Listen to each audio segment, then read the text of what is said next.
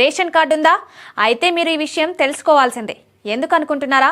సాధారణంగా రేషన్ షాపుల్లో బియ్యం, చక్కెర, కందిపప్పు వంటివి మాత్రమే ఇస్తుంటారు. కొన్ని చోట్ల రాగులు కూడా ఇవ్వచ్చు.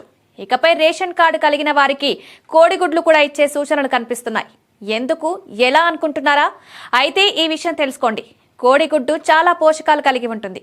అందుకే పిల్లల నుంచి పెద్దల వరకు చాలా మంది వీటిని తింటుంటారు. ప్రస్తుతం రేషన్ కార్డు కలిగిన వారికి కోడిగుడ్లు ఇవ్వాలనే ప్రతిపాదన తెరపైకి వచ్చింది. National egg chicken promotion council తాజాగా ప్రభుత్వానికి ఈ మేరకు విజ్ఞప్తి చేసింది. సోమాజిగూడలోని ప్రెస్ క్లబ్ లో ఒక కార్యక్రమం జరిగింది. ఇందులో పౌల్ట్రీ ఇండియా వ్యవస్థాపకుడు చక్రధర్ రావు, కౌన్సిల్ అధ్యక్షుడు బాలస్వామి పాల్గొన్నారు. స్కూళ్లలో వారానికి 6 గుడ్లు, అంగన్వాడీలలో గర్భిణీలకు రోజుకు 2 గుడ్లు ఇస్తున్నారని గుర్తు చేశారు. ఈ క్రమంలోనే రేషన్ కార్డు కలిగిన వారికి నెలకు కనీసం 30 గుడ్లు ఇవ్వాలని ప్రభుత్వానికి సిఫార్సు చేశారు. దీనివల్ల ప్రజలు అనారోగ్యం బారిన పడకుండా ఉండొచ్చని, పోషకాలు లభిస్తాయని వివరించారు. కాగా ప్రభుత్వం వీళ్ల విజ్ఞప్తిపై ఎలా స్పందిస్తుందో చూడాల్సి ఉంది. కాగా స్కూళ్లలో గర్భిణీలకు ఉచితంగా గుడ్లు లభిస్తున్నాయి. ఈ క్రమంలో రేషన్ కార్డుదారులకు ఉచితంగా ఇస్తారా లేదా అనేది ప్రభుత్వ నిర్ణయంపై ఆధారపడి ఉంటుంది.